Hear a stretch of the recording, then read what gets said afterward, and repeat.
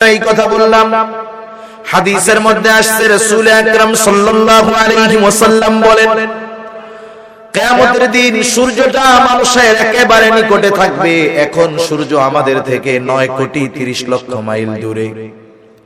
সূর্যের যেই দিকটা কম গরম সেই দিকটা পৃথিবীবাসীর দিকে দেওয়া।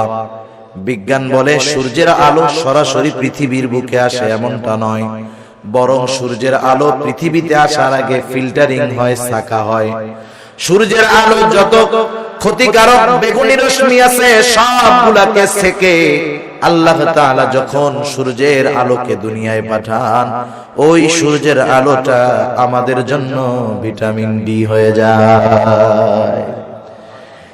এত প্রসেসের পরে যখন ওই সূর্যের আলো দুনিয়ার মধ্যে আসে, এখন তো ঠান্ডার সময়, গরমের সময় কি কষ্ট হয় না? মরুভূমির মধ্যে কষ্ট আরো বেশি না কম? বালুর মধ্যে সূর্যের আলো পড়ে কত ভিডিওতে দেখছি, প্রবাসী ভাইয়েরা ভিডিও পাঠায়, কত কষ্ট তাদের, অকল্পনীয় বিষয়। তাওয়া বা ফ্রাই প্যান শুধুমাত্র বালুর উপরে দিয়ে রাখছে 2-3 মিনিট, এরপরে তেল দিয়েছে, ওর মধ্যে ডিম ছেড়ে দিয়েছে, ডিম ভাজা কমপ্লিট। কি পরিমাণ গরম হয় বালু চিন্তা করেন। দূরত্ব কত দূর? 9 কোটি 30 লক্ষ মাইল। সূর্যের আলোটা সরাসরি আসে না, ছাকনি দিয়ে দিয়া এরপরে পাঠানো হয় সেকেন্ডে। আর কিয়ামতের দিন একেবারে কাছাকাছি থাকবে সূর্য। সূর্যের উত্তপ্ত দিকটা হাসরবাসীর দিকে দেওয়া থাকবে। কেমন গরম হবে একটু চিন্তা করে দেখেন। নবীজি বলেন, ওই দিন কোথাও কোনো ছায়া থাকবে না আল্লাহর আরশের ছায়া ছাড়া। রাসূলুল্লাহ সাল্লাল্লাহু আলাইহি ওয়াসাল্লাম বলেন, ওই দিন আল্লাহর আরশের ছায়ায় 7 শ্রেণীর মানুষ স্থান পাবে। এর মধ্যে এক শ্রেণীর মানুষ হলো, নবীজি বলেন, রাজুলুন কলবুহু মুআল্লাকুন বিল মসজিদ।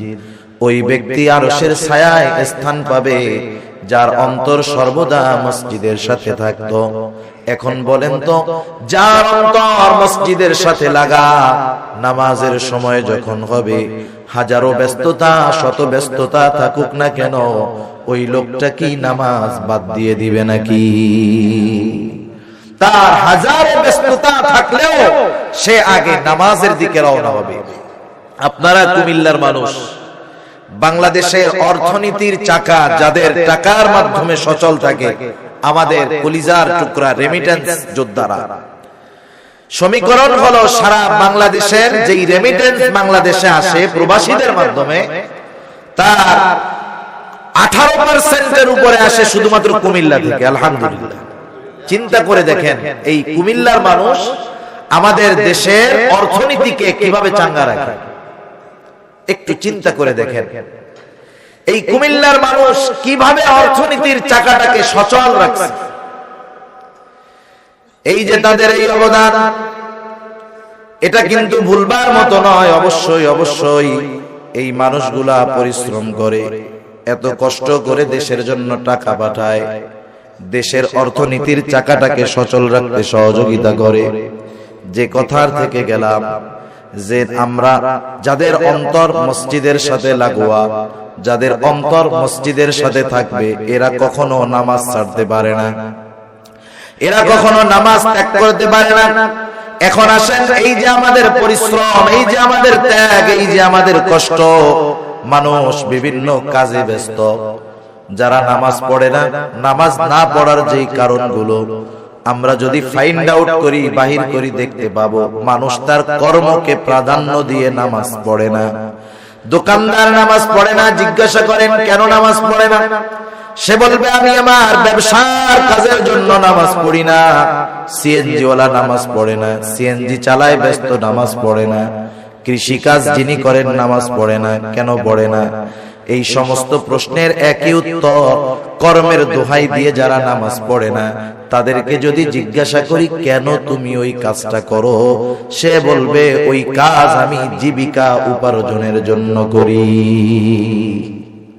কাজগুলো সে কেন করে? জীবিকা উপার্জনের জন্য করে, সে মানে রিজিকের জন্য করে। কিসের জন্য? রিজিকের জন্য সে করে। একটু বুঝে থাকলে জবাব দেন তো, রিজিকের মালিক কে? রিজিকের মালিক হলেন আল্লাহ। রিজিকের মালিক, রিজিক পাওয়ার যেই পদ্ধতি আমাদেরকে বলে দিলেন, বলেন তো সেই পদ্ধতি বাদ দিয়ে আমরা যদি রিজিক তালাশ করি, তাহলে রিজিকের মালিকের পদ্ধতি বাদ দিয়ে রিজিক যদি তালাশ করি, বলেন তো রিজিক পাওয়া যাবে নাকি? তালাশ করতেই থাকবে, পাওয়া যাবে না। আমাদের অঞ্চলগুলোতে এক সময় ছিল, শুনতাম ম্যাগনেটের ব্যবসায়ী, ম্যাগনেট পিলার, খালি শুনতাম যে এক ম্যাগনেট যদি পায় 1000 কোটি টাকার মালিক। কত মানুষ দেখলাম ম্যাগনেট খুঁজতে খুঁজতে ওর হায়াত শেষ, খুঁজে পাই নাই। আবার কিছুদিন দেখলাম যে একটা প্রাণী আছে তক্ষক না টক্কর বলে, খালি শুনি যে একটা যদি সাইজওয়ালা পাওয়া যায় 1000 কোটি টাকার মালিক। ঘুরতে ঘুরতে কত মানুষের ভিটা বাড়ি বিক্রি করে সব শেষ, একজন পাইলাম না যে তক্ষক বেচে কোটি টাকার মালিক হইছে। ওগুলো খালি খুঁজে, পাওয়া যায় না। সেজন্য আমরা যদি রিজিক পেতে চাই, রিজিকের মালিকের ফর্মুলা আমাদেরকে শুনতে হবে। রিজিকের মালিক কি বললেন? আল্লাহ তাআলা বলেন, ওয়া'মুর আহলাকা বিস-সালাতি ওয়াসতাবির আলাইহা লা নাসআলুকা রিজকা। রিজিকের মালিক বলে, তুমি তোমার অধীনস্থদেরকে নামাজের আদেশ করো, তুমিও নামাজের উপরে অটল থাকো। সোজা কথায় ঘরের মানুষদেরকে মুসল্লি বানায় দাও, তুমি নিজেও অটল থাকো, মুসল্লি হয়ে যাও। বান্দা লা নাসআলুকা রিজকা, আমি তো তোমাদের কাছে কোনো রিজিক চাই না, বরং তুমি আর তোমার ঘরের মানুষ যদি নামাজি হও, মুসল্লি হয়ে যাও, আল্লাহ তাআলা বলেন নাহনু নারযুকুকা, আমি আল্লাহ তোমাকে রিজিক দিয়ে দিব। তাহলে আমরা যদি নামাজি হই, মুসল্লি হই, রিজিক দেওয়ার ওয়াদা কে দিয়েছেন? রিজিক দেওয়ার ওয়াদা আল্লাহ তাআলা দিয়েছেন। তাহলে দেখেন, আমরা সবাই দিন প্রতিষ্ঠা করতে চাই না? কারা চায়? একটু হাত উঁচা করি তো। নারায়ে তাকবীর, নারায়ে তাকবীর। মাশাআল্লাহ, আমরা সবাই দিন প্রতিষ্ঠা করতে চাই।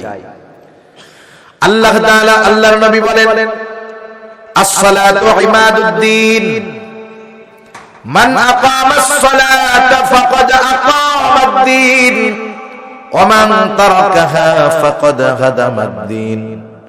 নবীজি বলেন, নামাজ হলো দ্বীনের স্তম্ভ, যে নামাজ কায়েম করলো সে দ্বীন কায়েম করলো, আর যে নামাজ ছেড়ে দিল সে দ্বীন ধ্বংস করলো। তাহলে নামাজি দ্বীন প্রতিষ্ঠাকারী, বেনামাজি দ্বীন ধ্বংসকারী। সেজন্য আমরা মুসল্লি হব, দ্বীন প্রতিষ্ঠাকারী হব। জাহান্নামীরা মুসল্লি নয়, আমরা নিজে মুসল্লি হব, ঘরের মানুষদেরকেও মুসল্লি বানাবো। কারণ নামাজ এটা মানুষকে সবচাইতে সুশৃঙ্খলা শিক্ষা দেয়। একজন মানুষ যদি সুশৃঙ্খল জীবন যাপন করতে চায়, নিয়মতান্ত্রিক জীবন যাপন করতে চায়, তাহলে নামাজীদের দ্বারা এটা সবচাইতে সহজ। আল্লাহ তাআলা আমাদের সবাইকে প্রকৃত মুসল্লি হওয়ার তৌফিক দান করুন। জাহান্নামীরা তাদের জাহান্নামে যাওয়ার দ্বিতীয় কারণ বলবে, ওয়ালাম নাকুনু নুতঈমুল মিসকিন, আমরা মিসকিনদেরকে খানা দিতাম না, মিসকিনদেরকে আমরা খাবার দিতাম না। সাধারণভাবে মানুষকে খানা খাওয়ানো এটা বড় ভালো কাজ। হযরত আবু হুরায়রা রাদিয়াল্লাহু তাআলা আনহু থেকে বর্ণিত হাদিস, নবীজির কাছে এক ব্যক্তি এসে প্রশ্ন করতেছে, আইয়ুল ইসলামি খায়র, ইসলামের মধ্যে সর্বোত্তম কাজ কোনটা? রাসূল আকরাম সাল্লাল্লাহু আলাইহি ওয়াসাল্লাম এই ব্যক্তির প্রশ্নের জবাবে বললেন, তুতঈমুত তাআম ওয়া তাকরাউস সালাম আলা মান আরাফতা ওয়া মান লাম তারিফ, তুমি মানুষকে খানা খাওয়াও আর পরিচিত অপরিচিত সবাইকে বেশি বেশি সালাম দাও। এখানে নবীজি বলেন নাই যে গরিবদের খাওয়াও, ধনীদের খাওয়ানো যাবে না। এখানে নবীজি বলছেন মানুষের খানা খাওয়াও, ধনী হোক গরিব হোক, পরিচিত হোক অপরিচিত হোক, সচ্ছল হোক অসচ্ছল হোক, দেশি হোক বিদেশি হোক, আল্লাহর জন্য যদি কেউ কাউকে খাবার খাওয়ায় সওয়াব আছে না নাই? খানা খাওয়াইতে হবে, তবে কার জন্য? আল্লাহর সন্তুষ্টির জন্য।